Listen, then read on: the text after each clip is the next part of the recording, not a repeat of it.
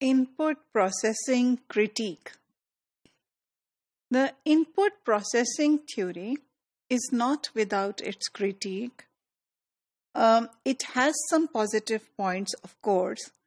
For instance, by highlighting the salience of within an utterance or the parts of within an utterance to which the learners will pay attention, it somehow gives the teachers an idea of how to go about teaching difficult items. It also tells the teacher something about how, for instance, in the teaching of the grammar, if we want to draw attention to a specific item, what type of problems the learners might pay attention to, and which are the which sorts of feedback or which sorts of instruction there is where the learners will not pay much attention. So it does tell us something about our teaching strategy in that sense. It does give us some inclination of how to go about teaching second language acquisition. However, if input processing claims to be a theory, claims to be a model, then we see that it has certain drawbacks. It focuses only on the shortcuts. It's based only on a set of principles that says how the learners use certain types of shortcuts to pay attention to the recast or the feedback and to learn about the language. It also talks about mainly the restricted strategies that the learners use when they are learning a language. So it is concerned with restrictions on or the constraints on the learners as they learn their second language.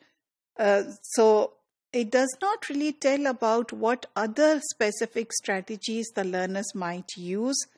It definitely does not offer a complete model of how successful second language acquisition takes place, through, of course, explaining the process of the input. It also does not tell us how the input that is in the environment is changed into intake. It does give us some set of principles, but it does not tell us how does this full parsing or full learning of language and how is it divided and how does it move on. And also, importantly, it does not tell us the procedures that are involved as the learners try to link the meaning that they have in mind, that they want to express, with the form of the words that they are selecting. It does not talk about that also. Similarly, it also lacks an extended explanation of how that intake is processed further. For instance, we do know from this input processing theory, we do know that yes, the learners will pay attention more if to the beginnings and ends of the utterance, and how can at times we can enable the learner to pay attention to specific forms.